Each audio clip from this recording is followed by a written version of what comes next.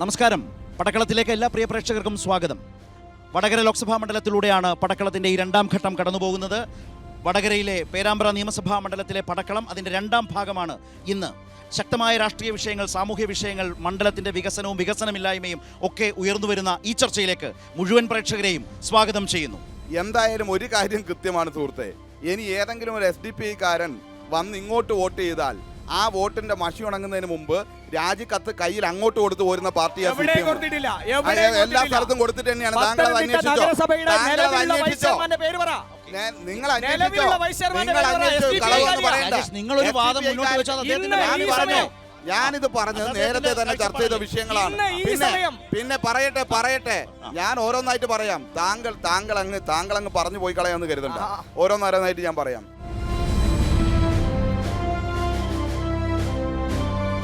വടകരയൊക്കെ താഴെങ്ങാടിയിലൊക്കെ ഞങ്ങൾക്കൊരു സ്വാധീനമില്ലാത്ത സ്ഥലത്ത് അത്ര വോട്ട് കിട്ടിയാൽ അതൊരു അത്ഭുതം.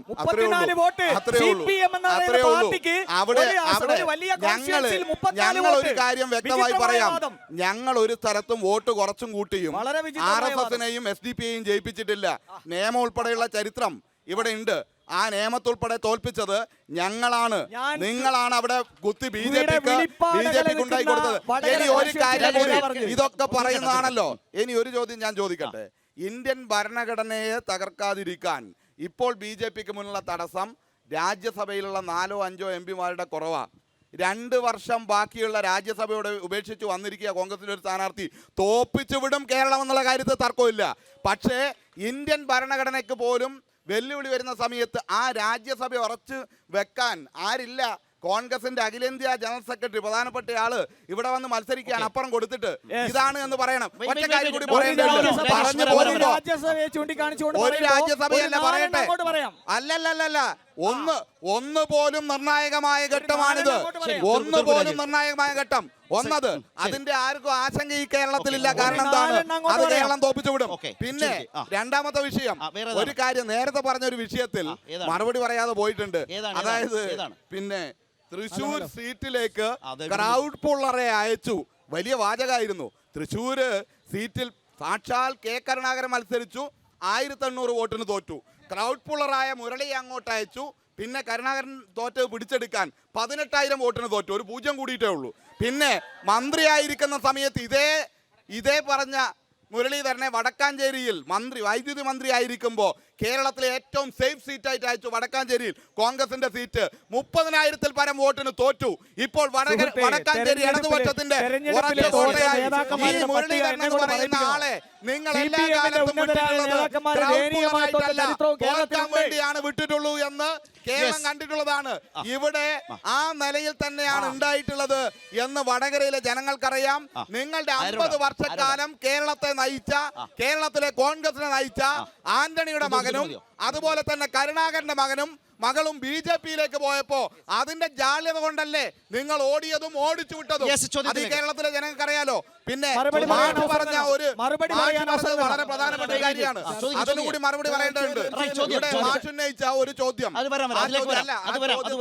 കോർപ്പറേറ്റുകളുമായിട്ടുള്ള കോൺഗ്രസ് അതുപോലെ BJP ബന്ധത്തെ കുറിച്ചൊക്കെയാണ്. മറന്നിട്ടില്ല, അടുത്ത റൗണ്ടിലാവാം. വേഗം രണ്ടുപേരും നിൽക്കുന്നില്ല, അടുത്തടുത്ത് നിൽക്കുന്ന രണ്ടുപേരും ഒന്നുകൂടി കുറച്ചുകൂടി അടുപ്പിക്കാനുള്ളൊരു അപേക്ഷയുണ്ട്. കാരണം ഇത് കഴിഞ്ഞു കഴിഞ്ഞാൽ ഈ രാഹുൽ ഗാന്ധി നേരത്തെ കൊടി പിടിക്കുന്നതായിട്ട് ബന്ധപ്പെട്ട് പറഞ്ഞു പറയാൻ സമ്മതിക്കണം. നിങ്ങൾ പറയാൻ സമയത്ത് നമ്മളാരും ഇവർ രണ്ടുപേരും, അതായത് നേരത്തെ ലീഗിന്റെ ചിഹ്നം ഉപയോഗിക്കാൻ അല്ലെങ്കിൽ കൊടി ഉപയോഗിക്കാതിരിക്കാനുള്ള കാര്യങ്ങൾ ഇവർ രണ്ടുപേരും പറയുന്നത് നിങ്ങൾ കാരണമാണെന്നാണ് പറഞ്ഞത്. നിങ്ങൾ വടക്കേന്ത്യ മോശപ്പെട്ട പ്രചരണം ഒരു പാർട്ടി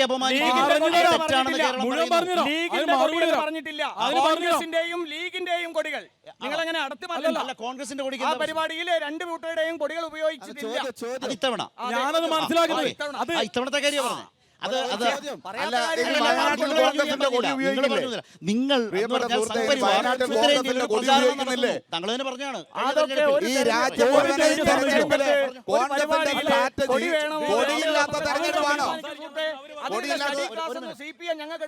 അല്ല, ഇനി നിങ്ങൾ കൊടി ഉപയോഗിക്കുന്നില്ലേ?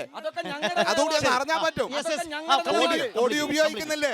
ഈ ലോക്സഭാ തെരഞ്ഞെടുപ്പിൽ കൊടി ഉപയോഗിക്കാനുള്ള തെരഞ്ഞെടുപ്പാണ് നടത്തുന്നത്. അറിയാനുള്ള ആഗ്രഹം കൊണ്ട് ചോദിച്ചതാണ്. പറഞ്ഞുതരാം. അതിന് ഞാൻ മനസ്സിലാക്കുന്നത് എന്താ അറിയോ? ഞാനതിൽ മനസ്സിലാക്കുന്ന കാര്യം, രാഹുൽ ഗാന്ധി വന്നാല് ഇവിടുന്ന് കേരളത്തിൽ നിന്ന് വിട്ടുപോയാല് ഇരിക്കുന്ന ഈ യോഗത്തില്, ഏത് യോഗത്തില്? ഇവരുടെ മുന്നണി യോഗത്തില് എല്ലാ പാർട്ടികളും ഉണ്ടാവും. ആനി രാജ ഉൾപ്പെടെയുള്ള ആളുകളെ കൊടി രാഹുൽ ഗാന്ധി കുത്തേണ്ടി വരും. അതുപോലെ തന്നെ ആനി രാജയ്ക്ക് പോലും CPM-ന്റെയും കോൺഗ്രസിന്റെയും കൊടി കയ്യിൽ കരുതേണ്ടി വരും. ആ ഒരു ജാള്യത ഒഴിവാക്കാൻ വേണ്ടി നിലപാടുണ്ട് സുഹൃത്തെ. ആ നിലപാട് കേരളത്തിൽ മാത്രമാണോ? കേരളത്തിൽ ഒരു നിലപാട്, കേരളത്തിൽ ഒരു നിലപാട്, ദേശീയ രാഷ്ട്രീയത്തിൽ മറ്റൊരു നിലപാട്. അതെന്ത് നിലപാട് തന്നെയാണ്? കേരളത്തിൽ ഒരു നിലപാട്, കേരളത്തിൽ ഒരു നിലപാട്. മറ്റുള്ള കഴിഞ്ഞിട്ടില്ല. നേരത്തെ വർഗീയതയെ പറ്റി, തീവ്രവാദത്തെ പറ്റി ഇവർ പറയുന്നത് കേട്ടു. മദിനിയുടെ ഇടത്തും വലത്തും ഇരുന്നു കൊണ്ട് സംസാരിക്കുകയും അവർക്ക് വേണ്ടിയുള്ള എല്ലാ കാര്യങ്ങളും ചെയ്തു കൊടുക്കുകയും സ്വീകരണം നടത്തുകയും ചെയ്ത രണ്ടുപേരെ പ്രതിനിധികളാണ് ഇവിടെ ഇരിക്കുന്നത്. എന്ത് വർഗീയത നിലപാട് അവർക്ക് പറയാനുള്ളത്? വളരെ വിദഗ്ധമായാണ് മാഷി അബ്ദുൽ നാസർ മദനി ഗാന്ധിയെ പോലെ അല്ലല്ല, ഒരു ചോദ്യം ചോദിച്ചോട്ടെ. വളരെ വിദഗ്ധമായാണ് മാഷി കുറെ ലിങ്കുകൾ കാണിച്ച് തെറ്റിദ്ധരിപ്പിക്കുന്നത്. പൗരത്വ ഭേദഗതി ബില്ലല്ല ചോദിച്ചത്.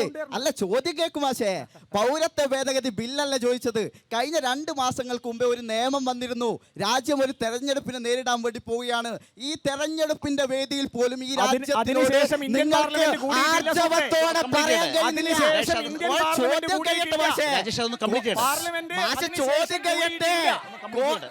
നിങ്ങളുടെ നേതാവ് രാജ്മോഹൻ ഉണ്ണിത്താൻ പത്രപ്രവർത്തകരോട് പറഞ്ഞ കേട്ട മാഷ് കേട്ടില്ലെങ്കിൽ ജനങ്ങൾ കേട്ടിക്ക്. എന്താ പറഞ്ഞത്? രാജ്മോഹൻ ഉണ്ണിത്താൻ നേരെ മറ്റൊരു ചോദ്യം കൂടി. പൗരത്വ ഭേദഗതി വിഷയവുമായി പൗരത്വ ഭേദഗതി വിഷയവുമായി പാർലമെന്റ് കൂടിയിട്ടില്ല എന്ന പ്രാഥമിക ധാരണയെങ്കിലും ഇവിടുത്തെ ജനങ്ങൾക്ക് പാർലമെന്റ് വന്ന ഘട്ടത്തിൽ രാജേഷ് മാഷെങ്കിലും പറയട്ടെ നിലപാട്. രാജേഷ് മാഷ് പറയേ ഞങ്ങൾ അധികാരത്തിൽ വന്നാൽ ചട്ടം നടപ്പിലാക്കില്ല എന്ന് മല്ലികാർജുന ഖാർഗെ പറഞ്ഞിട്ടില്ല. AICC പ്രസിഡന്റ് ഇതുവരെ പറഞ്ഞിട്ടില്ല. AICC പ്രസിഡന്റ് പറഞ്ഞിട്ടുണ്ടോ ഞങ്ങൾ അധികാരത്തിൽ വന്നാൽ ഈ ചട്ടം നടപ്പിലാക്കില്ല എന്ന്?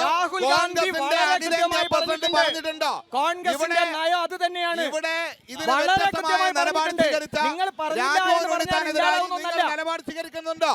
രാജ്മോഹൻ ഉണ്ണിത്താനെ നിങ്ങൾ പുറത്താക്കുമോ? ഇന്ത്യൻ പാർലമെന്റിൽ നടത്തിയ പ്രസംഗങ്ങളുടെ ലിങ്ക് ഞാൻ നിങ്ങളെ പാർലമെന്റിൽ സംഭവിച്ചത് എന്താണ്? ഇന്ത്യൻ പാർലമെന്റിൽ കോൺഗ്രസിന് ചില ആളുകൾ വളരെ കൃത്യമായ നിലപാട് കോൺഗ്രസ് പറഞ്ഞിട്ടുണ്ട്. ചില ആളുകൾ ഒന്നും മിണ്ടാതെയും പോയി. അതായിരുന്നു നിലപാട്. ഇന്ത്യൻ നാഷണൽ കോൺഗ്രസിന് ഒറ്റ നിലപാടുണ്ടായിരുന്നു. അതാ ചോദ്യം. ഒറ്റ നിലപാട്, ഒരു നിലപാട്, ഒരു പാർട്ടിയുടെ നിലപാട്.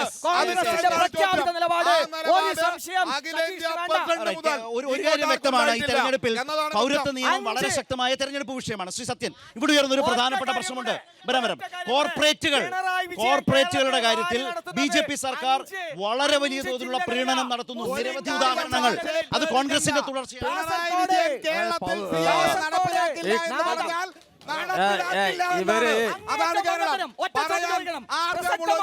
ഇവർ രണ്ടുപേരും സജേഷോട് ചോദ്യം.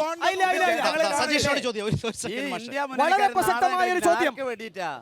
പൗരത്വ ഭേദഗതി നിയമമായിട്ട് ബന്ധപ്പെട്ട്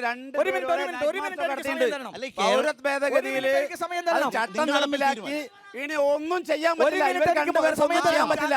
വേണേ സുപ്രീം കോടതി ചോദ്യം ചെയ്യാം. ഒന്നും ചെയ്യാൻ കഴിയില്ല. ഒന്നും ചെയ്യാൻ പറ്റില്ല. കേരളത്തിൽ അനുവദിക്കില്ല എന്നാണ്.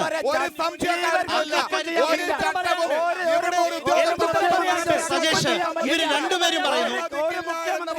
സജേഷ് ഇവിടെ രണ്ടുപേരും പറയുന്നു അത് നടക്കില്ല. കേരളത്തിൽ മാത്രമായിട്ട് അത് നടക്കില്ല എന്ന് ഇവർ രണ്ടുപേരും പറയുന്നു. കേരളത്തിൽ മാത്രമായി ഒന്നും ചെയ്യാൻ കഴിയില്ല എന്ന് ഇവർ രണ്ടുപേരും പറയാണ്. BJPയുടെയും കോൺഗ്രസിന്റെയും വാദമൊന്നായി പൗരത്വ ഭേദഗതി നിയമം വന്നപ്പോ ഇവർ രണ്ടു കൂട്ടരും പറയുന്നത് നടപ്പിലാക്കുമെന്ന്, ഞങ്ങൾ പറയുന്നത് നടപ്പിലാക്കില്ല എന്ന്. നടപ്പിലാക്കണമെങ്കിൽ കേരളത്തിലെ ഉദ്യോഗസ്ഥന്മാരെ വിട്ടുകൊടുക്കണം. വിട്ടുകൊടുക്കില്ല കേരളത്തിൽ. അതാണ് നിലപാട്. അതിന്റെ നിയമമുണ്ട്. സജേഷിനോട് നിങ്ങൾ ഗവൺമെന്റിന് അത് കണ്ട് പാല് കുടിക്കുന്ന ഓരോരുത്തർ മാത്രമായിരിക്കും. പറയുന്നത് കേട്ടിട്ട് ഞാൻ ഇനി അദ്ദേഹം പറയട്ടെ പൗരത്വ ഭേദഗതി ബില്ല് ഇവിടെ നിയമം അറിയുന്ന ആൾക്കാരുണ്ട്, വിദ്യാസമ്പന്നരാ. അത് പാർലമെന്റിൽ ബില്ല് പാസാക്കി ചട്ടം നടപ്പിലാക്കി പൗരത്വം കൊടുത്തു തുടങ്ങി. ഈ മുഖ്യമന്ത്രി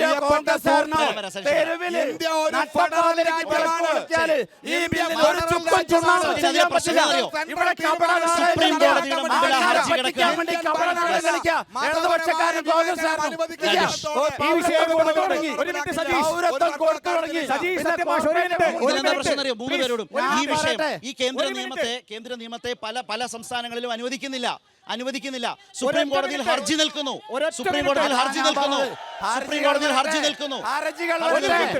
ഹർജികൾ വരട്ടെ, സുപ്രീം കോടതി തീരുമാനമാവട്ടെ.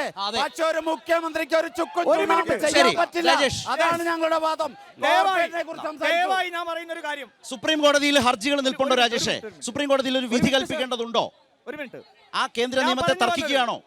കേരളത്തിൽ ഈ നിയമം നടപ്പിലാക്കില്ല എന്ന് വലിയ വായിൽ കേരളത്തിന്റെ മുഖ്യമന്ത്രി പറയുന്നു. എന്റെ ചോദ്യം, ഇതേപോലെ കേരളത്തിന്റെ മുഖ്യമന്ത്രി നടത്തിയ മറ്റൊരു പ്രഖ്യാപനം ഉണ്ടായിരുന്നു. നടപ്പിലാക്കുവോ? ഞാൻ പറയട്ടെ. നടപ്പിലാക്കുവോ? ഞാൻ കോൺഗ്രസിന്റെ പിന്തുണയുണ്ടോ? അതുകൂടി അറിയണം. ഇതൊരു ശരിയായ രീതിയല്ല. ശബ്ദമുയർത്തുന്ന കാര്യത്തിൽ സതീഷിനേക്കാൾ ഒട്ടും മോശക്കാരനല്ല ഞാൻ.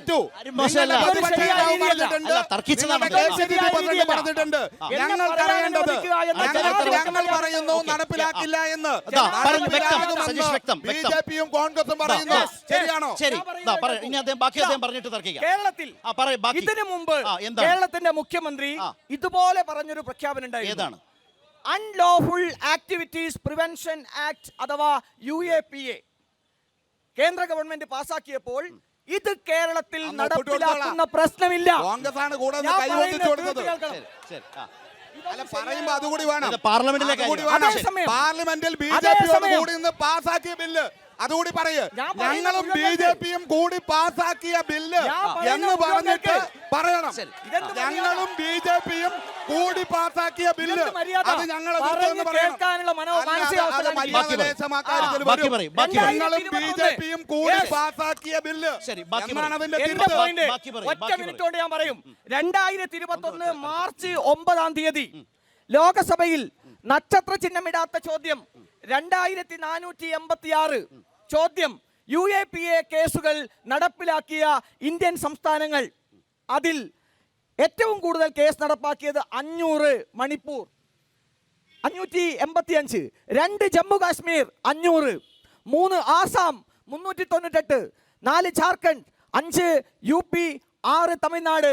UAPA കേസുകൾ നടപ്പിലാക്കിയതിൽ 7ാം സ്ഥാനത്ത് നിൽക്കുന്നത് 70 കേസുകളുമായി പിണറായി വിജയന്റെ കേരളം. പാർലമെന്റിൽ ഈ ബില്ലുകൾ പാസാക്കാൻ നിങ്ങൾ കൂടി നിൽക്കുന്നതാണ് വിമർശനം. കേന്ദ്ര സർക്കാർ എടുത്ത നിയമം നടപ്പിലാക്കാൻ വേണ്ടി ബിജെപിയോടൊപ്പം കൈവന്നിട്ടാണ് ഈ പറയുന്നത്. എന്റെ ചോദ്യമേ ഉള്ളൂ, നടപ്പാക്കുകയില്ല എന്ന് പറഞ്ഞ ഈ നിയമം ഇവിടെ നടപ്പാക്കില്ല എന്ന് പറഞ്ഞാൽ കേന്ദ്ര സർക്കാരിന്റെ ഭാഗമായി വരുന്ന അഖിലേന്ത്യാടിസ്ഥാനത്തിൽ എടുത്ത കേസല്ലാതെ കേരളത്തിലെ പോലീസ് UAPA കേസെടുത്ത് നടപ്പിലാക്കിയിട്ടില്ല. നിലപാട് കേരളത്തിലെ പോലീസ് സ്വീകരിച്ചിട്ടില്ല. രണ്ടാമത്തെ കാര്യം, വൈകാരികമായി സംസാരിക്കുന്ന കോൺഗ്രസ് പറയേണ്ടത് ഞങ്ങളും ബിജെപിയും കൂടി മതന്യൂനപക്ഷത്തെ വേട്ടയാടാൻ വേണ്ടി കൊണ്ടുവന്ന UAPA നിയമം എന്ന് അടിവരയിട്ട്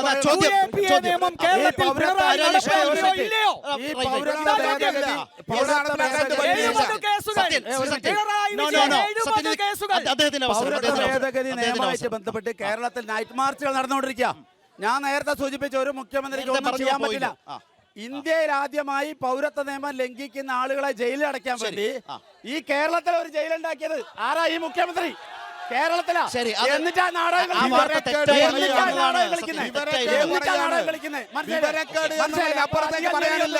മനസ്സിലായോ?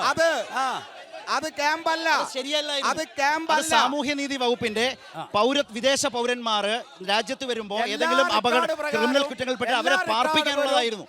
അത് വാർത്തകളിലൂടെ ഞങ്ങൾ മാധ്യമങ്ങളിലൂടെ കൊണ്ടുവന്നതാണ്. ആദ്യമായി ഉണ്ടാക്കിയത് കേരളത്തിലെ ഒരു ചോദ്യം എന്നിട്ട് ഞാൻ നൈറ്റ് ഹലോ. മാർച്ച് നടത്തുന്നതിനെ കൊണ്ട് കാര്യമില്ല. Yes, അത് ആൾക്കാരെ പൊട്ടന്മാരാക്കി Yes, yes. ആൾക്കാരെ ഒരു കളിപ്പിക്കുക. ചോദ്യം അവിടെ.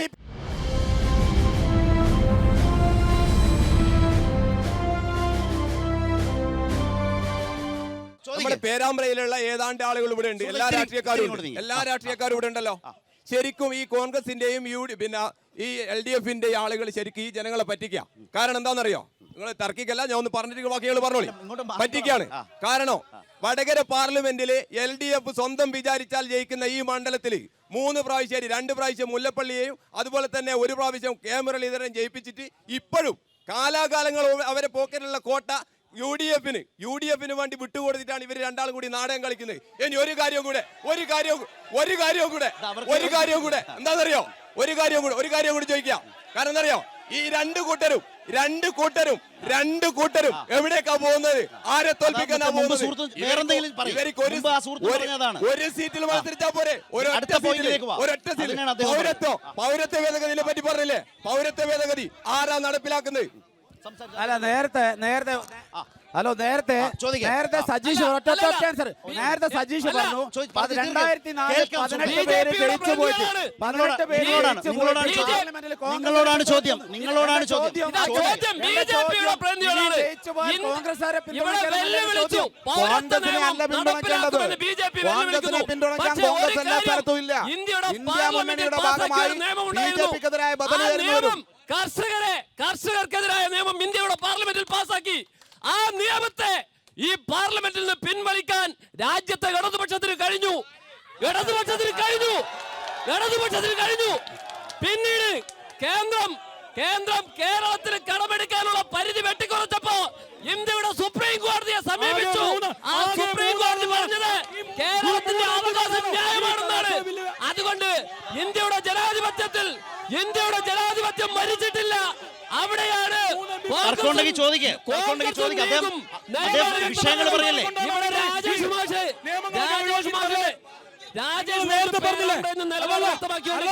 നിങ്ങൾ നേരത്തെ ഇന്ത്യൻ പാർലമെന്റിലാണ് സുഹൃത്തെ. ഇന്ത്യൻ പാർലമെന്റിൽ വ്യക്തമാക്കിയിട്ടുണ്ട്.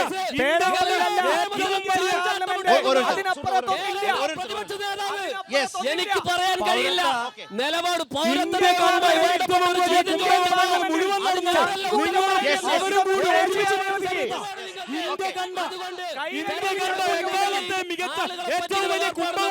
മുഴുവൻ നടന്നത് കോൺഗ്രസും CPM-ഉം കൂടി ഒരുമിച്ച് ഭരിച്ച സമയത്താണ്. നിങ്ങൾ ദേശീയ ഗ്രാമീണ തൊഴിലുറപ്പ് പദ്ധതി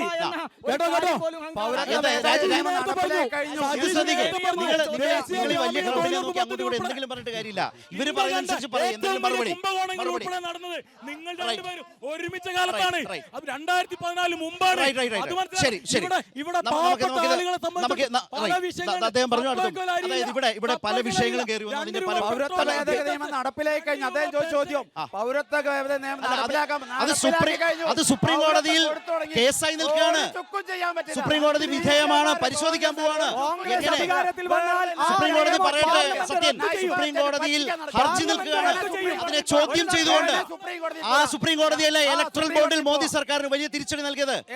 ആ സുപ്രീം കോടതിയല്ലേ ഇലക്ട്രൽ ബോണ്ടിൽ ഏറ്റവും വലിയ തിരിച്ചടി സുപ്രീം കോടതി നൽകിയത്? ആ സുപ്രീം കോടതിയിൽ പൗരത്വ നിയമം ചോദ്യം ചെയ്ത് ഹർജികൾ നിൽക്കുന്നു. കേരള സർക്കാർ കൊടുത്തിട്ടുണ്ട്, പാർട്ടികൾ കൊടുത്തിട്ടുണ്ട്. നമുക്കത് അങ്ങനെ പറയാനാവില്ല. കോടതി പറയട്ടെ, ഈ പൗരത്വ നിയമം നിയമപരമാണ്, ഈ ഭേദഗതി നിയമപരമാണ് എന്ന് സുപ്രീം കോടതി പറയുന്നത് വരെ അതൊരു തർക്ക പ്രശ്നമാണ്. സുപ്രീം കോടതി അംഗീകരിച്ചു.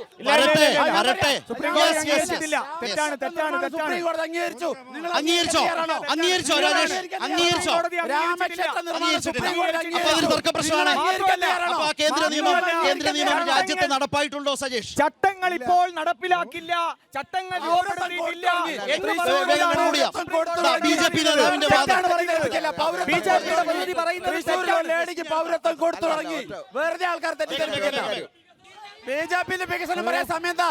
BJP തൊട്ടടുത്ത് നാഷണൽ വഴി പോയി നോക്ക്, റെയിൽവേ സ്റ്റേഷനിൽ പോയി നോക്ക്, എയർപോർട്ടിൽ പോയി നോക്ക്.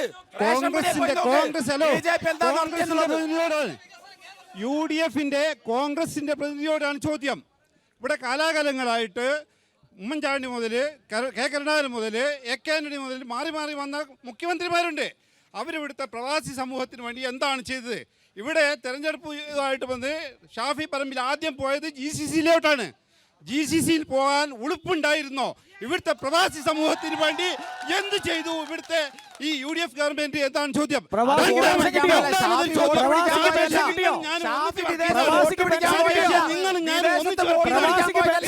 രണ്ടാമത്തെ ചോദ്യം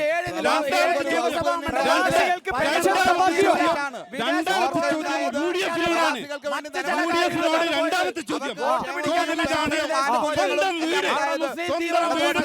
സഹോദരിയെയും സംരക്ഷിക്കാൻ പറ്റാത്ത കോൺഗ്രസ് എങ്ങനെ ഈ അണികളെ രക്ഷിക്കും? നിങ്ങൾ അങ്ങനെ വോട്ട് ചെയ്യും? സ്വന്തം വീട്, സ്വന്തം സഹോദരിയെ രക്ഷിക്കാൻ കഴിയാത്ത, നിങ്ങളെ കൂടെ നിർത്താൻ കഴിയാത്ത കോൺഗ്രസിനെ എങ്ങനെ ഈ സമൂഹത്തിനോട് നീതി പുലർത്താൻ കഴിയും? ഇതാണ് എന്റെ ചോദ്യം.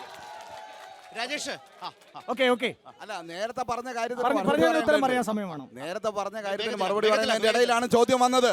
നേരത്തെ എനിക്ക് മനസ്സിലായി. അല്ല, ഞാൻ പറയട്ടെ, പറയാം. എനിക്ക് നിർബന്ധിക്കാൻ കഴിയില്ല, അത് അവരോട് തീരുമാനിക്കണം. അല്ല, രണ്ട് കാര്യങ്ങളുണ്ട് മാഷേ, ഞാനത് പറയും. അദ്ദേഹം കേട്ടിട്ടുണ്ട്. പറഞ്ഞ കാര്യത്തെക്കുറിച്ച് താങ്കൾ ചോദിച്ചു. കോർപ്പറേറ്റ് കേരളത്തിൽ അദാനി വന്ന സമയത്ത് AKG സെന്ററിലേക്കാ പോയത്, BJP ഓഫീസിലേക്കല്ല. അത് നിങ്ങൾ മനസ്സിലാക്കണം. ഞാനിപ്പോ പറഞ്ഞത് രാജ്യത്തിന്റെ നിലനിൽപ്പാണ്. ഈ രാജ്യത്തിന്റെ ഭരണം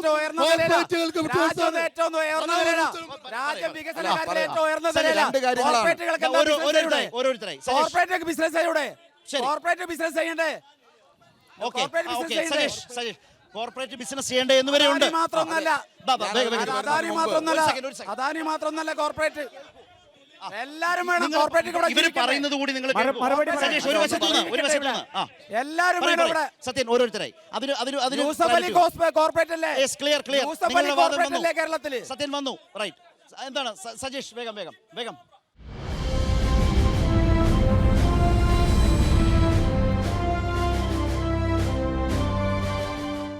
ഈ ചില കാര്യങ്ങൾ പറഞ്ഞു പോകണല്ലോ.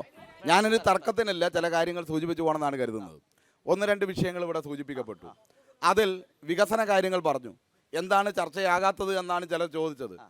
ഇവിടെ UDFനെ സംബന്ധിച്ചിടത്തോളം കുറേ കാലമായിട്ട് കുറേ MP ഉണ്ടായിരുന്നു.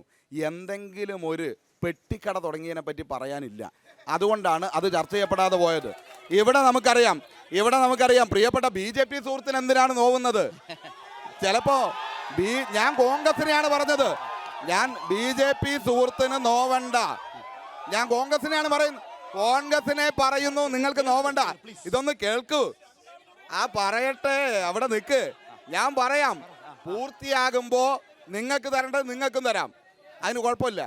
അതായത് ഇവിടെ ഒറ്റ മിനിറ്റ്, ഇതെല്ലാം പറഞ്ഞു പോകണ്ടേ? നമുക്ക് സംസാരിക്കാൻ കൂടി പറ്റുന്ന സ്ഥലമല്ലേ ഇത്. പിന്നെ അപ്പോ അതായത് നമ്മുടെ പേരാമ്പ്രക്കാരെ പണ്ട് പറ്റിച്ച ഓർമ്മയുണ്ട്. മുല്ലപ്പള്ളി പറഞ്ഞു, നമ്മുടെ പെരുവണ്ണാമൂഴി ടൂറിസം കേന്ദ്രത്തിനടുത്ത് 42 ഏക്കർ ഭൂമി, ആ ഭൂമി ഇവർ വാങ്ങി. എന്നിട്ട് പറഞ്ഞു CRPF ക്യാമ്പ് വരും, പേരാമ്പ്ര ഒരു ഹബ്ബാകും. അവിടെ എന്താ ഉള്ളത്? പട്ടി വെട്ടി കിടക്കല്ലേ അവിടെ. അപ്പുറത്ത് ഇഗ്നോയിന്റെ സെന്റർ വരും എന്ന് പറഞ്ഞു മണിപ്പൂരിൽ നിന്ന്, മണിയൂര്. അവിടെ എന്താ സംഭവിച്ചത്? അവിടെ 2 ഏക്കർ സ്ഥലം പഞ്ചായത്ത് വിട്ടുകൊടുത്തു. അവിടെയും വന്നിട്ടില്ല, അവിടെയും പട്ടി വെട്ടി കിടക്കുകയാണ്. ഇങ്ങനെ ആളെ പറ്റിക്കുന്ന മിഷൻ 25 എന്ന് പറഞ്ഞ് അതിൻ്റെ തുടർച്ചയായിട്ടല്ലേ ഉള്ളത്. നാളികേരവുമായി ബന്ധപ്പെട്ട പദ്ധതി കൊണ്ടുവരും. ഒരു നാളികേരം ഉടയ്ക്കുന്ന ഒരു സ്ഥലമെങ്കിലും ഉണ്ടാക്കരുതായിരുന്നു ഈ 2 MP-മാർക്ക്? ഉണ്ടാക്കിയിട്ടില്ലല്ലോ, ഒന്നുമില്ല. ഇപ്പോൾ UDFന്റെ സ്ഥാനാർത്ഥി വീടുകളിൽ കൊടുത്ത നോട്ടീസിൽ പോലും കഴിഞ്ഞ MP-യുടെ വികസനത്തെക്കുറിച്ച് പറയുന്നില്ല. പാർലമെന്റിനകത്ത് കേരളത്തിൻ്റെ ആവറേജ് ഡിബേറ്റ് എന്ന് പറയുന്നത് 78 ചർച്ചകൾ. ആരിഫ് എന്ന് പറയുന്ന ഇടതുപക്ഷത്തിന്റെ MP 113 ചർച്ച നടത്തിയത്. കഴിഞ്ഞ ഇവിടുത്തെ വടകരത്തെ MP 57 ചർച്ച, അതിൽ 10 ചർച്ച കേരളത്തിനെതിരായ ചർച്ച. വടകര മണ്ഡലത്തിന് വേണ്ടി ഒറ്റ ശബ്ദം പാർലമെന്റിൽ ഉയർത്തിയ പറയാൻ വേണ്ടി പറ്റുമോ? ഇവിടെ നമ്മൾ ഡിബേറ്റ് ചെയ്ത CAA ഉൾപ്പെടെയുള്ള എല്ലാ വിഷയങ്ങളിലും എവിടെയെങ്കിലും വടകരയിൽ MP ഒറ്റയക്ഷരം മുന്നിട്ടുണ്ടോ? ഉണ്ടെങ്കിൽ ക്ലിപ്പ് എടുത്ത് വന്നയാളാ, ക്ലിപ്പ് വെക്ക്, മുരളീധരന്റെ ക്ലിപ്പ് എടുക്ക്, ഞങ്ങൾക്ക് കേൾക്കാൻ താല്പര്യമുണ്ട്. ഈ രാജ്യത്തെ വിഭജിക്കുന്ന ഏതെങ്കിലും ഒരു കാര്യത്തിനെതിരായി ഇനി പോട്ടെ. ഇപ്പോ ഒരു UDF സ്ഥാനാർത്ഥിയുണ്ട്. ഈ വിഷയത്തിലൊന്നും ഒരു Facebook പോസ്റ്റ് പോലും ഇടാതെ വർഗീയതയെ താലോലിച്ച ആളാണ്. ഇവിടെ നമ്മൾ കണ്ടാണല്ലോ, മാധ്യമങ്ങൾ ഉൾപ്പെടെ വന്നിട്ടുണ്ട്. CAA വിഷയം, മണിപ്പൂർ വിഷയം, ഇതുപോലെയുള്ള വിഷയങ്ങളൊന്നും പ്രതികരിക്കാതെ സ്വന്തം ഇമേജ് നോക്കി നിൽക്കുന്ന ഒരാളെ ഇങ്ങോട്ട് ഇറക്കിയിരിക്കുകയാണ്. മറ്റേയാളെ അങ്ങോട്ട് യുദ്ധം ചെയ്യാൻ അയച്ചതാണെന്ന് പറഞ്ഞിട്ട് ആ യുദ്ധം നമ്മൾ നേരത്തെ പറഞ്ഞിട്ടുണ്ട്. പിന്നെ ഒരു കാര്യം മനസ്സിലാക്കേണ്ടത്, ഗൾഫ് പോയി കുറെ പൈസയായിട്ട് ഇറങ്ങി ഈ വടകര മണ്ഡലത്തിൽ ആളുകളെ പറ്റിക്കാം എന്ന് കരുതരുത്. സ്ഥാനാർത്ഥി ഗൾഫിലാ. സ്ഥാനാർത്ഥി 2 ദിവസം കൂടുമ്പോ ഗൾഫ് പോയി പണം പിരിച്ചു വരിക, ഇവിടെ പണം എടുക്കുക. ഒരു കോൺഗ്രസിന്റെയും UDF-ന്റെയും പണം കണ്ടാൽ മഞ്ഞളിച്ചു പോകുന്നവരല്ല വടകരയിലെയും പേരാമ്പ്രയിലെയും പ്രബുദ്ധരായ ജനങ്ങൾ. രാജേഷ്, മണ്ഡലം വികസനം, മുൻ MP-മാരുടെ പ്രവർത്തനം, ഷാഫിയെ കുറിച്ച് ഉയർത്തിയ വിമർശനങ്ങൾ, അതേക്കുറിച്ച് ഒരു കാര്യം പറയാതെ പോകാൻ കഴിയില്ല. ഇവിടെ K. മുരളീധരൻ MP-യുടെ സഹോദരി പോയതിനെ കുറിച്ചാണ്. സാക്ഷാൽ MM ലോറൻസിന്റെ മകള് BJP-യുടെ പ്രചാരകയായി കേരളത്തിൽ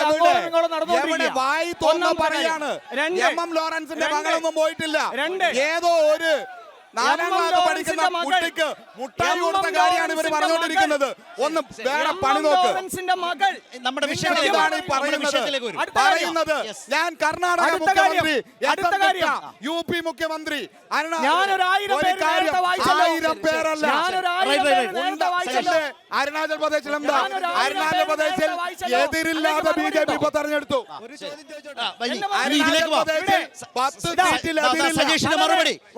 മറുപടി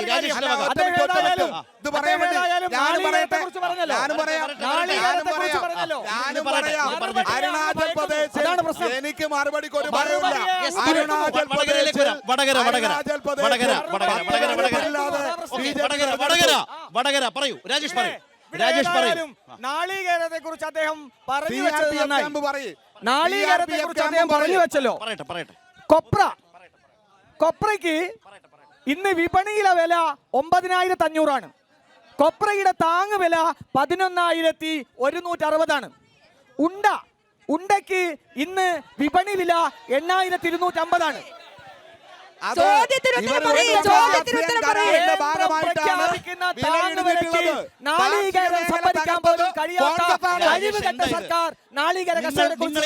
പ്രതിനിധീകരിക്കുന്നു. അതുമായി ബന്ധപ്പെട്ട വിമർശനങ്ങൾ ഉന്നയിക്കുമ്പോൾ അതിന് പറയാതെ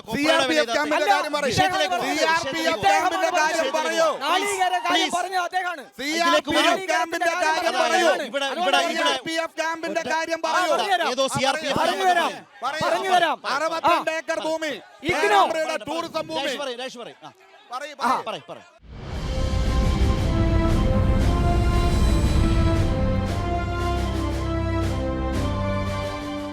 അങ്ങ് കണ്ണടച്ചാൽ അങ്ങേക്ക് മാത്രമേ ഇരുട്ടാവുള്ളൂ. ഇഗ്നോയുടെ റീജിയണൽ സെന്റർ മണിയൂരിൽ വന്നു കഴിഞ്ഞിട്ടുണ്ട്. കേന്ദ്രീയ വിദ്യാലയം മണിയൂരിൽ വാ. ഇത് പേരാമ്പ്രയാണ്. മണിയൂരേക്ക് ഞാൻ എടുത്ത വണ്ടി വിളി. ഞാൻ പറയുന്നത് മുഴുവൻ കേൾക്കുക. കേന്ദ്രീയ വിദ്യാലയം തലശ്ശേരിയിൽ വന്നിട്ടുണ്ട്. നിഷേധിക്കാൻ കഴിയോ? അതൊക്കെ നേരത്തെയുള്ള പ്രോജക്റ്റ് ഭാഗമായിട്ടുള്ള കാര്യങ്ങളാണ്. കേന്ദ്രം നാദാപുരത്ത് വന്നിട്ടുണ്ട്. പെരുവണ്ണാമൂഴിയിലെ CRPF കേന്ദ്രം മോഡി ഗവൺമെന്റ് ആ നടപടികളെ മുന്നോട്ട് കൊണ്ടുപോകാൻ അനുവദിച്ചില്ല. മുല്ലപ്പള്ളി രാമചന്ദ്രൻ ആഭ്യന്തരമന്ത്രിയായിരിക്കുന്ന ഘട്ടത്തിലാണ് എത്ര കാലം വേണം അതുകൂടി പറയൂ. പിന്നീട് വന്ന മോഡി ഗവൺമെന്റ് അതിന്റെ ഇപ്പോഴത്തെ സ്ഥാനാർത്ഥിയെ കുറിച്ച് സജേഷ് പല കാര്യങ്ങളും പറഞ്ഞല്ലോ, ഞാൻ ഒന്നും ആവർത്തിക്കുന്നില്ല. ഇപ്പോഴത്തെ സ്ഥാനാർത്ഥി എന്താ മറുപടി? ആദ്യത്തെ 1.5 വർഷം MP ഫണ്ട് ഉണ്ടായിരുന്നില്ല. ഒന്നാമത്തെ കാര്യം, കോവിഡിന്റെ പശ്ചാത്തലത്തിൽ MP ഫണ്ട് കേന്ദ്ര സർക്കാർ റദ്ദു ചെയ്തു. വിയോജിപ്പുണ്ടോ? അതിവിടെ മാത്രമല്ല, എങ്കിൽ MP-യുടെ പ്രപ്പോസൽ 100%, വിനിയോഗം 100% വിനിയോഗിച്ചോ? ആകെ അനുവദിച്ച 17 കോടി വിനിയോഗിച്ചോ? എവിടെ വിനിയോഗിച്ചു എന്നാണ് ചോദിക്കുന്നത്. അനുവദിച്ചിട്ടുണ്ട്. ഞാൻ വിനിയോഗിച്ചിട്ടുണ്ട്. ഈ പോയിന്റിൽ നിന്ന് അല്ലല്ല ഒരു കാര്യം ഞാൻ ഇവിടുന്ന് വെല്ലുവിളിക്കുന്നു.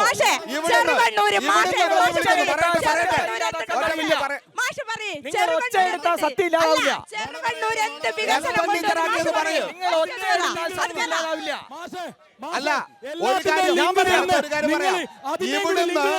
ഇവിടുന്ന് ഏറ്റവും അടുത്ത് പോയാൽ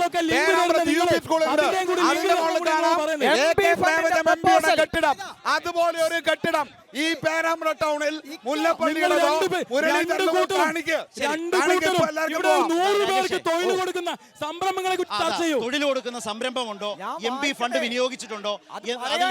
അല്ല, അതിലേക്ക് നേരിട്ട് വരാതെ വടകര മണ്ഡലത്തിൽ പല MP-മാരും ഇതിനു മുമ്പ് ഉണ്ടായിട്ടുണ്ട്. ഒന്ന് കേട്ടിട്ട് നരേന്ദ്രമോദി സർക്കാർ 41,000 കോടി രൂപ ചെലവഴിച്ച് നടത്തിയ ഹൈവേ വികസനം ഉൾപ്പെടെയുള്ള കാര്യങ്ങളല്ലാതെ ഒരു സെക്കൻഡ് രാജേഷ്, നേരിട്ട് മറുപടിയിലേക്ക് പറയുന്നത്. MP fund proposal 100%, MP fund വിനിയോഗം 100%, ആകെ അനുവദിച്ച സംഖ്യ ഇല്ല, എക്സ്പെൻഡിച്ചർ ഇല്ല, അവര് വിയോജിക്കുകയാണ്. അങ്ങനെ ഇല്ല, അങ്ങനെ എവിടെയാണ് ടൗണ് പേരാമ്പ്ര ടൗണിൽ എന്ത് ചെയ്തു? വിയോജിക്കുകയാണ്. വെല്ലുവിളിക്കാൻ ഞാൻ തയ്യാറാ. ഇവിടുന്ന് അല്ല മാഷെ, ഒരു കാര്യം ജനങ്ങളൊന്ന് കേൾക്കട്ടെ. ഇവിടുന്ന് ഏറ്റവും അടുത്ത് ഈ ചർച്ച നടക്കുന്ന പ്രദേശത്തിന്റെ ഏറ്റവും അടുത്ത് പേരാമ്പ്ര GUP സ്കൂളാണ്. പോയി നോക്കൂ, AK പ്രേമചന്ദ്രൻ MP-യുടെ കെട്ടിടം അതുപോലെ എന്തുണ്ട് ഈ പേരാമ്പ്ര കാണിക്കും. പോട്ടെ, നമുക്ക് ഈ പറഞ്ഞ വടകര ലോക്സഭാ മണ്ഡലം ആകെ പോകണ്ട. നമുക്ക് ഈ പേരാമ്പ്ര ടൗണിൽ MP-യുടെ ഭാഗമായി പ്രവർത്തനം എന്ത് പറയൂ. പറയുന്ന സമയത്ത് കൂകി തോൽപ്പിക്കുന്നത് ശരിയായ രീതി നടക്കും. നിങ്ങൾ പറഞ്ഞു, ഞാൻ പറഞ്ഞോളൂ, എനിക്കൊരു മൈക്ക് മതി. ഓക്കെ, മുഴുവൻ കേൾക്കാം. പറയാനുവദിക്കാതെ അതിനകത്ത് വിഷയത്തിലേക്ക് പോകാത്ത ചോദിച്ചവർക്ക് ഉത്തരം കേൾക്കാൻ ചങ്കൂറ്റം വേണം. ചോദ്യം ചോദിച്ചവർക്ക് ഉത്തരം കേൾക്കാൻ ചങ്കൂറ്റം വേണം. അടുത്ത പോയിന്റിലേക്ക്, സ്ഥാനാർത്ഥി ഷാഫി പറമ്പിൽ, സ്ഥാനാർത്ഥിയെ കുറിച്ച് സജീഷ് പറഞ്ഞത് കേട്ടല്ലോ. സജീഷ് പറഞ്ഞു, യെസ്, അതിലേക്ക് പറയട്ടെ. അദ്ദേഹത്തിന്റെ സമയമാണ് നിങ്ങൾ കളയുന്നത്. അദ്ദേഹത്തിന്റെ സമയമാണ് കളയുന്നത്. ഒരു മിനിറ്റ്. സ്ഥാനാർത്ഥിയെ കുറിച്ച് ഒരു മിനിറ്റ്. ദിനേശ്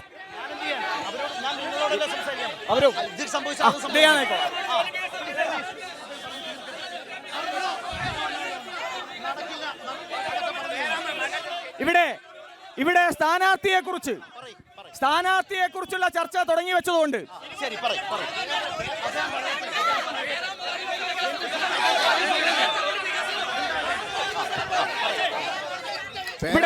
ഇവിടെ സ്ഥാനാർത്ഥിയെ കുറിച്ചുള്ള ചർച്ച തുടങ്ങി വെച്ചു. ഷാഫി പറമ്പിൽ, നിങ്ങളുടെ നേതാവിന്റെ ചോദ്യമാണ്, അതിനെങ്കിലും ഉത്തരം കേൾക്കാനുള്ള ക്ഷമ കാണിക്ക്. നിങ്ങളുടെ നേതാവിന്റെ ചോദ്യത്തിന് ഉത്തരം കേൾക്കാനുള്ള ക്ഷമ കാണിക്ക്. 2 ലക്ഷം വ്യാജ ID കാർഡ് അടിച്ചാൽ അതാണ് ദയവായി സഹകരിക്കാം. ഒന്ന് രണ്ട് വിഷയങ്ങൾ ക്ലിയർ ചെയ്ത് പോകാം. രാജേഷ്, അതിലേക്ക് വരൂ. നിലവിലെ സ്ഥാനാർത്ഥിയെ കുറിച്ച് പറഞ്ഞ രാഷ്ട്രീയ വിമർശനത്തിന് മറുപടി. നിലവിലെ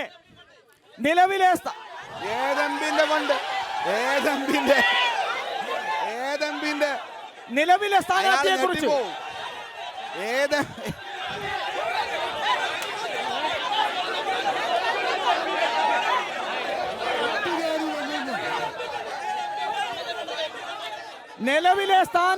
കുറിച്ച് ചോദ്യം.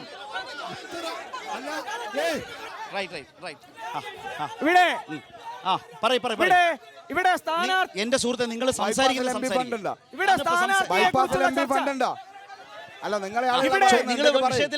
ഇവിടെ സ്ഥാനാർത്ഥിയെ കുറിച്ചുള്ള ചർച്ച തുടങ്ങി വെച്ചു. ഷാഫി പറമ്പിലിന്റെ നിലപാട് വളരെ, അദ്ദേഹം FB പോസ്റ്റ് ഇട്ടില്ല എന്നൊക്കെ പറഞ്ഞാല് അദ്ദേഹത്തിന്റെ എല്ലാ FB പോസ്റ്റും ഇദ്ദേഹമാണ് ചെയ്തു കൊടുക്കുന്നത്. വളരെ കൃത്യമായി കൈരളിയിലെ വാർത്ത വെച്ചുകൊണ്ട് മീഡിയ വൺ ഞങ്ങളെ ഒന്നുമല്ല, മീഡിയ വണ്ണിന്റെ വാർത്തയാണ് പറഞ്ഞത്. മീഡിയ വണ്ണിന്റെ വാർത്തയാണ് പറഞ്ഞത്, ഞാനല്ല പറഞ്ഞത്. മീഡിയ വൺ വാർത്ത ഇവിടെ ഇപ്പോ ഇടതുപക്ഷ സ്ഥാനാർത്ഥി പരാജയ ഭീതിയിൽ വലിയ വായിൽ വിളിച്ചു പറഞ്ഞുകൊണ്ടിരിക്കുകയാണ്. ടീച്ചറെ തേജോവധം ചെയ്യുന്നു പോലും. ശരി ശരി ഞങ്ങൾ 1,00,000-ൽ പരം വോട്ടിന്റെ ഭൂരിപക്ഷത്തിൽ ജയിക്കും. 1,00,000-ൽ പരം വോട്ടിന്റെ ഭൂരിപക്ഷത്തിൽ വടകരയിൽ ജയിക്കും. ഉത്തരം കേൾക്കാൻ ഹലോ, ഒരു ചോദ്യം ചോദിക്കട്ടെ മാഷേ? ചോദിച്ച ചോദ്യത്തിന് ഉത്തരം കേൾക്കാൻ അല്ല മാഷേ, ഒരു ചോദ്യം ചോദിക്കട്ടെ? ചോദിച്ച ചോദ്യത്തിന് ഉത്തരം അല്ല, നിങ്ങളോട് ചോദിക്കാനുള്ള ഒരു ചോദ്യം. 15 വർഷമായി ഈ വടകര മണ്ഡലത്തിൽ ആദ്യം ചോദിച്ച ചോദ്യത്തിന് വികസനം നടത്തി ഒരു കല്ല് കാണിച്ചു തന്നാൽ മനസ്സിലാത്ത ചോദ്യങ്ങൾ ആവർത്തിക്കുന്നതുകൊണ്ട് കാര്യമില്ല. ചോദ്യം ചോദിക്കട്ടെ? ചോദ്യം എന്താ? ശരി ശരി ഒന്നുകൂടിയുണ്ട്. പിന്നെ എന്തുണ്ടെന്ന് വെച്ചാൽ ഈ പൗരത്വ ഭേദഗതിയുടെ ചട്ടം നിലവിൽ വന്നേരം കോൺഗ്രസിന്റെ നിലപാടുണ്ട്. പിന്നെ വികസനത്തെ പറ്റി പറയുന്ന BJP-യോട് ചോദിക്കാനുള്ളത് പിന്നെ ഇതിന് നമ്മളെ പെട്രോളിന് വില വർദ്ധിച്ചിട്ട് ഉത്തരേന്ത്യ കക്കൂസ് ഉണ്ടാക്കുക. ഇപ്പോ ഉത്തരേന്ത്യ ഭരിക്കുന്നത് BJP ആണ്. ഇന്നും കക്കൂസ് ഇല്ലാത്ത സ്ഥലമാണോ അങ്ങനത്തെ കേരളത്തിൽ ബൈപ്പാസ് ഉണ്ടാക്കുന്നത്? 15 വർഷമായി ഒരായിരം പറഞ്ഞു കേൾക്കാൻ മനസ്സ് വേണം. 1000 പറഞ്ഞു കേൾക്കാൻ മനസ്സ് വേണം. ചോദ്യം ചോദിക്കാൻ വേണ്ടിണ്ടായാ പോരാ, കേൾക്കാനുള്ള മനസ്സുണ്ടാവണം.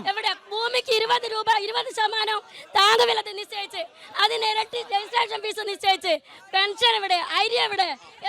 തൊഴിലുറപ്പ് തൊഴിലാളികളുടെ കൂലി വെട്ടിക്കുറച്ച് പകുതിയാക്കിയ BJP സർക്കാർ അരിക്ക് വില പറഞ്ഞ് വാങ്ങിക്കൊണ്ടുപോയവരാണ് BJP-ക്കാർ. പ്രളയത്തിന് നന്നായിരിക്കും വില പറഞ്ഞ് വാങ്ങിക്കൊണ്ടുപോയാണ് മോദി. ഈ തെരഞ്ഞെടുപ്പ് ഒരു ലോക്സഭാ തെരഞ്ഞെടുപ്പാണ്. ദേശീയ സർക്കാരിനെ തെരഞ്ഞെടുക്കാനുള്ള തെരഞ്ഞെടുപ്പാണ്. ആ തെരഞ്ഞെടുപ്പിൽ പ്രധാനമന്ത്രി പറയുന്ന മോദി ഗ്യാരണ്ടി കേരളം എങ്ങനെ അംഗീകരിക്കും? ഈ പറഞ്ഞ പോലുള്ള ജനകീയ പ്രശ്നങ്ങളൊക്കെ ഉള്ളപ്പോൾ മോദി ഗ്യാരണ്ടി.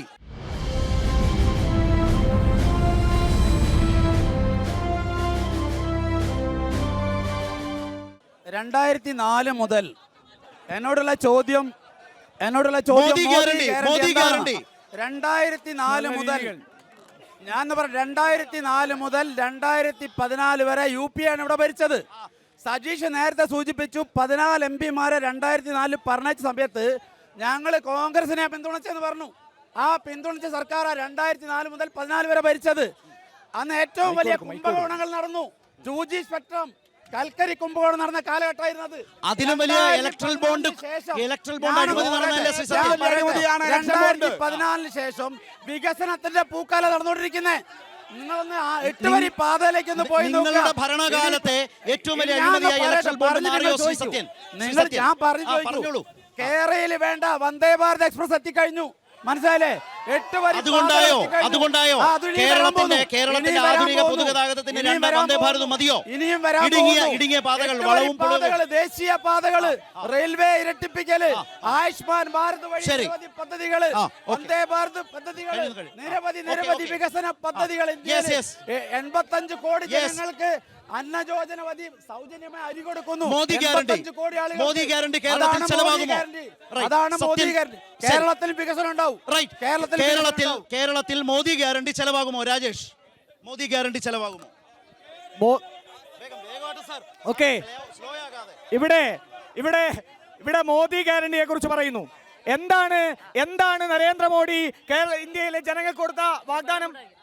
മൻമോഹൻ സിംഗ് ഭരിക്കുന്ന സമയത്ത് 65 രൂപയുണ്ടായിരുന്ന പെട്രോള്, ആ 65 രൂപയുടെ പെട്രോൾ 50 രൂപയ്ക്ക് കൊടുക്കുമെന്ന് പറഞ്ഞ ആ ഗ്യാരണ്ടി എവിടെ പോയി? 385 രൂപയുണ്ടായിരുന്ന പാചകവാതക സിലിണ്ടറിന് ഇന്ന് 950 രൂപ കൊടുക്കണം. ആ മോദി ഗ്യാരണ്ടി എവിടെ പോയി? ശരി സാധാരണക്കാരന്റെ ദൈനംദിന പ്രശ്നങ്ങളെ ഏത് മോദി ഗ്യാരണ്ടി? ഒരു ചോദ്യം രാജേഷോട്, രാജേഷ് മാഷോട് ഒരു ചോദ്യം. നിങ്ങളുടെ രാഹുൽ ഗാന്ധിയെ അറസ്റ്റ് ചെയ്തപ്പോ സോണിയാഗാന്ധി അഭ്യർത്ഥിച്ചു നമ്മുടെ MP-മാരൊക്കെ പ്രതിഷേധ പ്രകടനത്തിൽ ഉണ്ടാവണമെന്ന്. നിങ്ങളുടെ ഹൈബി ഈഡനും ഡീൻ കുര്യാക്കോസും ഓടിയ വഴിക്ക് പുല്ല് മുളച്ചിട്ടില്ല. നിങ്ങൾ എന്ത് വിശ്വസിച്ചിട്ടാണ് ഈ ഫാസിസത്തിനെതിരെ കോൺഗ്രസിന്റെ എംപിമാരില് രണ്ടുപേരുണ്ടാവാത്തത് പേടിച്ചു പോയി എന്നൊക്കെയുള്ള ബാലിശമായ ചോദ്യങ്ങൾ. ഏതായാലും അവസാന BJP പ്രതിനിധി പ്രതികരിച്ചു, രാജേഷ് കോൺഗ്രസ് പ്രതിനിധിയും പ്രതികരിച്ചു. സജീഷിന്റെ കാര്യത്തിൽ മോദി ഗ്യാരണ്ടി വെച്ച് കേരളം ചർച്ച ചെയ്താൽ എവിടേക്കാണ് ജനം വോട്ട് ചെയ്യേണ്ടി വരിക? മോദി ഗ്യാരണ്ടി, മോദിക്കെതിരായ പൊതുവികാരം, ഇതിലെവിടെയാണ് കേരളത്തിന്റെ വോട്ട്? കേന്ദ്ര സർക്കാരിന്റെ മോദിയുടെ നയങ്ങളുടെ ബദലാണ് കേരളം. രാജ്യത്തെ വിൽക്കുമ്പോൾ പൊതുമേഖലയെ സംരക്ഷിക്കുന്നിടമാണ് കേരളം. രാജ്യത്ത് തൊഴിലില്ലാതാക്കുമ്പോൾ തൊഴിൽ കൊടുക്കുന്നിടമാണ് കേരളം. രാജ്യത്ത് പട്ടിണി ഉണ്ടാകുമ്പോൾ ആ പട്ടിണിയെ പ്രതിരോധിച്ച് രാജ്യത്ത് ഏറ്റവും കൂടുതൽ പട്ടിണി കുറഞ്ഞ സംസ്ഥാനമാണ് കേരളം. രാജ്യത്ത് ക്ഷേമാനുകൂല്യങ്ങൾ നിഷേധിക്കുമ്പോൾ ക്ഷേമ പെൻഷനുകൾ കൊടുക്കുന്ന ഏക സംസ്ഥാനമാണ് കേരളം. രാജ്യത്ത് ജനങ്ങൾക്ക് സാധാരണക്കാരന്റെ ജീവിതത്തെ മെച്ചപ്പെടുത്തുന്ന സംസ്ഥാനമാണ് കേരളം. അതാണ് കേരളത്തിന്റെ പ്രത്യേകത, അതാണ് ബദൽ. രാജ്യം വർഗീയമായി ആളിക്കത്തുമ്പോൾ ആ വർഗീയതയെ പ്രതിരോധിക്കുന്നതാണ് കേരളം. മതനിരപേക്ഷമാണ് കേരളം. ആ മതനിരപേക്ഷതയുടെ ശബ്ദം ഇന്ത്യൻ പാർലമെന്റിൽ ഉയർത്താൻ ഇടതുപക്ഷത്തിന്റെ വിജയം അത് കേരളത്തിന്റെ പൊതു ആവശ്യമാണ്. അവിടെയാണ് ഈ തെരഞ്ഞെടുപ്പ് പ്രധാനമാകുന്നത്. വടകരയിലെ ഈ പറഞ്ഞ പേരാമ്പ്രയിലെ പടക്കളം, അതിന്റെ രാഷ്ട്രീയ ആവേശത്തെ കുറിച്ച് ഒരു വാചകം പോലും ഞാൻ പറയുന്നില്ല. അങ്ങേറ്റം ആവേശകരമായി ജനങ്ങൾ അവരുടെ നിലപാടുകൾ പറഞ്ഞ പേരാമ്പ്രയുടെ പടക്കളം അവസാനിക്കുന്നു. നമസ്കാരം.